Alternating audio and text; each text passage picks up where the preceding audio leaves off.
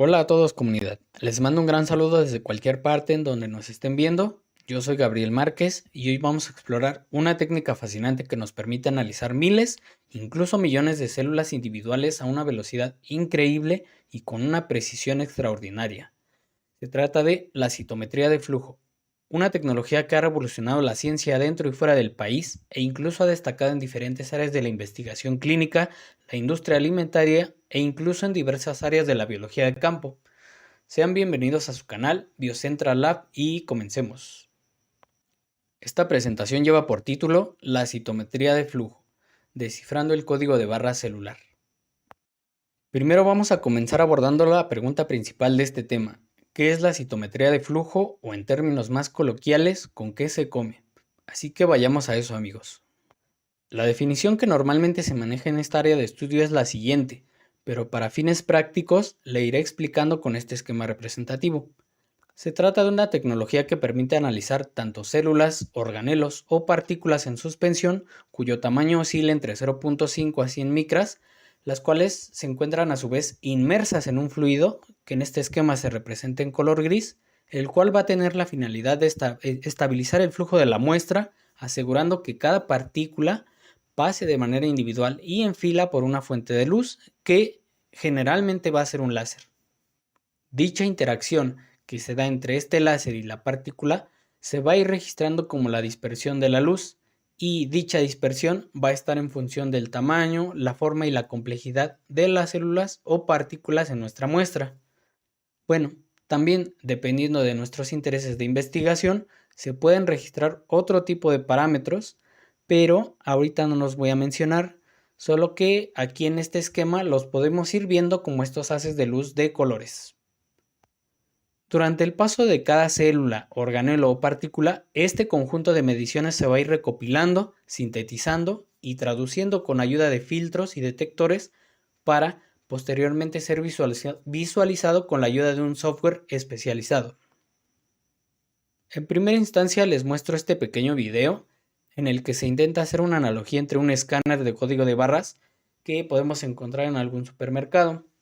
Aquí vemos cómo los artículos van a estar pasando uno a uno por el escáner y este dispositivo sabemos que tiene la capacidad de identificar cada producto por medio de un código de barras. A partir de este código de barras, el sistema de cada supermercado va a designar un precio específico a cada producto y así es como al terminar de escanear todos los productos se va a obtener un resumen del número de productos, su peso si es que así lo tienen y su costo, ya sea por pieza o en conjunto. Bueno, posteriormente vamos a ver una representación muy ideal y muy didáctica de cómo se ve este mismo proceso de escanear el código de barras, pero ahora en células, mediante un escáner localizado en el citómetro de flujo, que en este caso se representa por un rayo láser en color amarillo. Al momento todo es muy sencillo y muy bonito, sin embargo debemos tener presente que las muestras que se analizan con esta técnica suelen proceder de mezclas heterogéneas, en donde hay más de un tipo de célula normalmente y cuyas células a su vez tienen una firma específica, por así decirlo. Tal como lo vemos en esta imagen didáctica donde se observan dos células. Como vemos, sus diferencias son en el color del núcleo, su morfología externa, proteínas presentes en su superficie, número de organelos, etc. A pesar de provenir de un mismo organismo o específicamente de un mismo tejido o muestra, estas células poseen diferencias que las caracterizan, ya sea por su forma, su tamaño o su complejidad. Esto último más que nada hace referencia a los organelos que presentan, las proteínas que expresan en su superficie e incluso aquellas intracelulares que no podemos ver a simple vista. Si bien las células dentro de cada tejido van a trabajar de forma conjunta para promover su soporte, su regeneración, su protección o lo que conocemos como homeostasis, cada célula va a presentar características particulares de su ciclo de vida, su expresión génica, su viabilidad, entre otras, por lo cual la citometría de flujo surge como la necesidad de entender qué está ocurriendo en nuestras muestras, específicamente en cada unidad individual que la compone, ya que si todo fuera estático y homogéneo, no tendría caso analizar algo con tanto detalle. Es más, sería difícil, por ejemplo, distinguir entre una célula cancerosa de una sana, ¿no creen? Ahora veremos una representación más realista de lo que ocurre dentro de un citómetro de flujo. Como caso hipotético tenemos este equipo, es un citómetro llamado Cytoflex S de la marca Beckman Coulter, y a su lado vemos un monitor en el cual se incorpora un software que nos va a ayudar a ver los datos generados al instante en el que se va adquiriendo nuestra muestra. Este término de adquisición de la muestra es genérico en la citometría y se lo van a encontrar muchas veces, pero más que nada se usa para describir una fase preanalítica en donde los usuarios que interactúan con la muestra y un sistema en el equipo que nos ayudará a conducir nuestra muestra hasta el punto donde se va a analizar con el láser, más que nada. Para entender mejor este proceso, hablaré brevemente de los componentes que se utilizan en un citómetro y que hacen posible este análisis tan completo y tan complejo. En concreto, se trata de 3 sistemas. El primero de ellos es el sistema de fluidos, que no he mencionado con tanta formalidad, pero este empieza a trabajar una vez que ponemos nuestra muestra en el equipo. Este sistema, que se asocia a una fase preanalítica, nos va a permitir dirigir y focalizar nuestras células, organelos o partículas que contengan nuestra muestra. Principalmente va a hacer esto gracias a que las puede envolver en un fluido isotónico que no va a interferir con la viabilidad de nuestra muestra, lo cual, mediante un tipo de flujo conocido como flujo laminar, va a promover que lo que esté en nuestra muestra se alinee una por una para ser interrogada a detalle con uno o más láseres en el citómetro de flujo. Después vamos a tener un sistema óptico.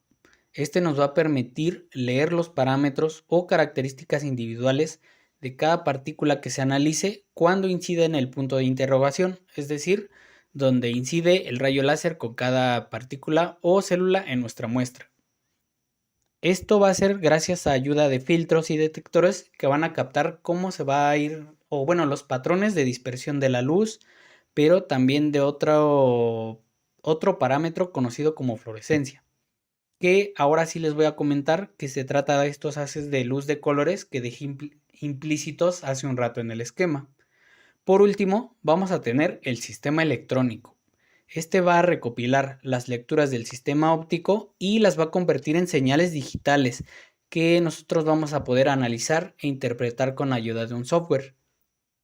Aquí pues tenemos un breve resumen de los 3 componentes que mencioné, por si después quieren ponerle pausa al video y verlos con calma.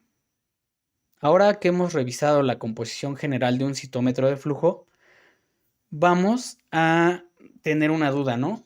Y yo creo que es una duda muy común. ¿Cómo se le asigna un código de barras a las células, organelos o partículas que queremos investigar? ¿Y cómo se lee dicho código? Bueno, entre los principios básicos que ya mencioné sobre la citometría de flujo, he dejado un aspecto clave en esta tecnología, digamos, un tanto oculto. Se trata de la fluorescencia. Con ayuda de esta característica, las células se pueden marcar con anticuerpos acoplados a fluorocromos a partir de diferentes protocolos de tinción que ya existen en diferentes manuales. Bueno, estos fluorocromos van a ser moléculas que emiten luz al ser excitados por el o los láseres que tiene un citómetro. Esto nos va a permitir medir la presencia y la cantidad de moléculas específicas en la superficie o en el interior de las células, organelos o partículas que queremos investigar. Y claramente ayuda a etiquetar de forma específica a cada unidad o evento, como se le suele denominar en esta área a cada célula que pasa por este punto de interrogación que ya mencioné. Ahora que tenemos un contexto un tanto general, vamos a tener presente esta oración ahora. Las células se etiquetan, se iluminan y se analizan. Esto más que nada hace referencia a que la citometría no solo depende de qué es lo que queremos averiguar de las células, ya que para llegar a eso, previamente tenemos que diseñar un experimento en el cual ya debemos saber qué podemos averiguar de nuestras células, organelos o partículas con los materiales que tenemos, en este caso los anticuerpos acoplados a fluorocromos, o todavía más que eso, si el citómetro que usaremos con esta muestra cuenta con el láser o láseres adecuados que exciten a estos fluorocromos. Y bueno, algo todavía más fundamental, si el citómetro cuenta con los detectores para recopilar estas señales generadas después de excitar a esos fluorocromos. Ahora les pondré un pequeño video muy didáctico para que veamos con otra perspectiva este proceso que les dije. En este caso partimos de una mezcla heterogénea de células, las cuales se van a marcar con anticuerpos acoplados a fluorocromos en un pequeño tubo Eppendorf. Este marcaje principalmente consta de pequeñas etiquetas que se adhieren a partes específicas de las células, llamadas antígenos. Luego, estas células van a pasar a través de un láser en un flujo constante que las va a envolver y las va a alinear. A medida que cada célula o evento va cruzando este rayo láser, la luz se va dispersando y la fluorescencia se va emitiendo. Esta luz va a ser captada por detectores que traducen esta información en datos que más adelante ya podremos visualizar con la ayuda del software. Así pues vamos a, por ejemplo, saber si una célula tiene un marcador específico, ya sea en su superficie o en su interior, o si pertenece a un tipo particular de célula. Este proceso, aunque parece simple, es increíblemente poderoso y nos da una cantidad considerable de información, ¿no? Muy impresionante, la cual no solo proviene de unas cuantas células, sino incluso de millones y millones de células. Y, por si fuera poco, todo este proceso de análisis celular acontece en cuestión de minutos. De hecho, suele ser más tardado obtener nuestras muestras, aplicarles algún procedimiento de tinción para verlas en el citómetro. Y bueno, aquí les pongo un dato curioso también para que se detengan a leerlo más adelante. Pero claro, les debo comentar que este rango depende de factores como la concentración de nuestra muestra, la complejidad del análisis, es decir, qué tantas preguntas le queremos hacer a cada célula de la muestra. También va a depender de la tecnología del citómetro de flujo, ¿no? Es decir, cuántos láseres tiene, si tiene los detectores suficientes para detectar esas señales, pero también depende del mantenimiento que se le dé a ese citómetro, porque pues es un mantenimiento constante el que se requiere. Ahora les quiero mostrar brevemente las áreas más reconocidas en las que se aplica la citometría de flujo y algunas de sus aplicaciones en dichas áreas. En primer lugar, y la aplicación más popular en la citometría de flujo la tenemos en la inmunología. Dentro de esta gran área destaca un análisis conocido como inmunofenotipificación. Este análisis más que nada permite identificar y caracterizar subpoblaciones de células basadas en la expresión de ciertos marcadores específicos en su superficie celular. Por medio de este análisis, por ejemplo, se pueden identificar linfocitos T, los linfocitos B, las células NK, entre otros, pero también permite identificar a células en condiciones patológicas, por ejemplo, en enfermedades autoinmunes. A manera de ejemplo, y como es el área, digamos, más reconocida en este campo de la citometría, les traigo este ejemplo. Primero vamos a ver esta imagen en donde tenemos un caso real de leucemia linfoblástica aguda tipo B, diagnosticado en un niño. Aquí vamos a ver distintos gráficos que son generados por un software especializado, pero a grandes rasgos estos gráficos van a formar parte de una estrategia de análisis que previamente diseñan los investigadores para rastrear a un tipo de células malignas que aquí en el ejemplo se llaman blastos en color rojo. Y bueno, todo esto con ayuda de etiquetas, como ya lo mencioné, o códigos de barras que hemos mencionado, con ayuda de diferentes procesos de tinción. Otra área en donde es relevante la citometría de flujo es la oncología. Como ejemplo puse el análisis del ciclo celular. Aquí la citometría se utiliza, por ejemplo, para estudiar la proliferación celular y la eficacia de tratamientos antitumorales al determinar en qué fase del ciclo celular se encuentran las células cancerosas. En el ejemplo puse estas imágenes pertenecientes a un artículo de investigación que aborda la leucemia mieloide crónica. Aquí se analizó un tipo de células conocidas como células primitivas de la leucemia mieloide crónica, que se abrevian como CML. En primera instancia, los investigadores del artículo sospechan que una proteína de superficie conocida como CD36 está presente en estas células primitivas, o, en otras palabras, en aquellas células que son muy tempranas en el linaje celular de esta enfermedad, y además, con ayuda de otra técnica de secuenciación que previamente hicieron, sugieren que esta proteína se está expresando en exceso, a diferencia de las células primitivas que están sanas, ¿no? Es decir, las células normales de médula ósea, que aquí abrevian como NBM. Al hacer citometría, obtienen estos diagramas conocidos como histogramas, y con una línea azul se observa que efectivamente se expresa mucho más esta proteína o marcador CD36 en las células malignas, lo cual a primera vista significa que podrían usarla más adelante para ayudar al diagnóstico oportuno de esta enfermedad. Posteriormente, ya con ayuda de otro marcador que previamente se sabe que está presente en estas células malignas, confirman que el marcador CD36 sí está presente en estas células y no en su contraparte sana.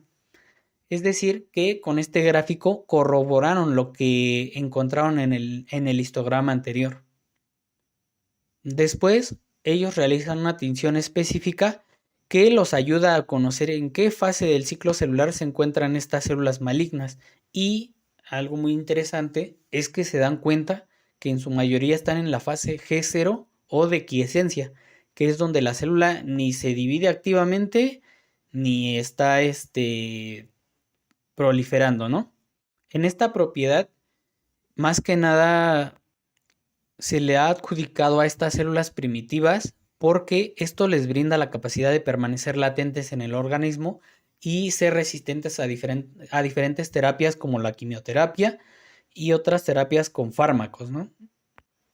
Ahora, en la siguiente imagen vemos 3 diagramas generados con citometría o por el software que se incorpora al citómetro, y aquí se observa que las células primitivas de la leucemia mieloide crónica, que previamente se rastrearon por medio de la proteína CD36 y que ya vimos que están en la fase G0 de su ciclo de vida, son resistentes en su mayoría a 3 tratamientos antineoplásicos: el imatinib, el bosutinib y el dasatinib. Esto quiere decir que durante los 3 meses que se administraron dichos fármacos a los pacientes del estudio, las células malignas murieron muy poco, sobre todo por la propiedad de estar en la fase G0 de su ciclo de vida, lo cual las protege, por así decirlo, de las células inmunes que defienden nuestro cuerpo. Y bueno, ya como conclusión, los investigadores señalan que la proteína de superficie CD36 que rastrearon con citometría de flujo es un blanco factible para atacar a estas células primitivas de la enfermedad, que están a cargo más que nada de sostener la enfermedad, de resistir diferentes terapias e incluso son las responsables de las recaídas futuras. Posteriormente les voy a mostrar otras aplicaciones que son un tanto menos conocidas de esta tecnología. La primera de ellas es la microbiología, y en la aplicación tenemos que es más que nada para detectar contaminantes microbianos en productos alimenticios. Esto con la finalidad de garantizar su seguridad y su calidad, ¿no? Más que nada. Posteriormente tenemos la biotecnología. En esta aplicación, más que nada, se utiliza una variante de la citometría de flujo que no solo tiene la capacidad de analizar células, sino también de separarlas de forma selectiva, dependiendo lo que nos interese obtener. Se conoce normalmente como sorting celular. Esta variante de la citometría convencional es esencial en la ingeniería genética, por ejemplo, para aislar células específicas que expresan ciertos genes de interés, lo cual facilita la creación de líneas celulares transgénicas, que son normalmente las que se trabajan en los laboratorios de investigación. También tenemos la intervención de la citometría de flujo en la biología marina. En esta aplicación Tenemos, por ejemplo, estudios de ecología acuática, donde se utiliza más que nada para cuantificar y caracterizar fitoplancton, lo que es muy crucial para evaluar la salud y productividad de los ecosistemas acuáticos.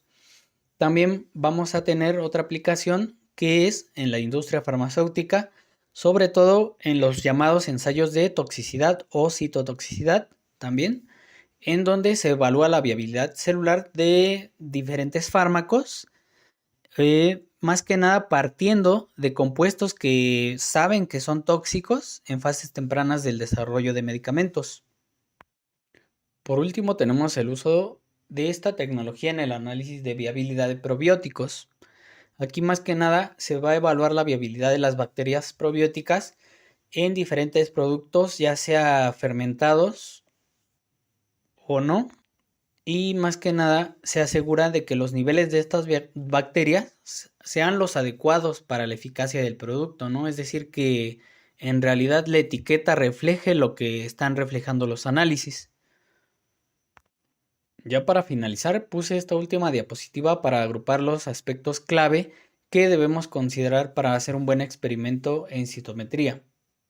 Aquí pues no solo esperamos que se puedan visualizar los datos que estamos buscando o las muestras que pasamos por el equipo, sino también que los recursos, en este caso como son guantes, reactivos y otros insumos usados, se aprovechen lo mejor posible, ¿no? Ya que utilizar este tipo de tecnología aún sale caro en la actualidad y en resumen,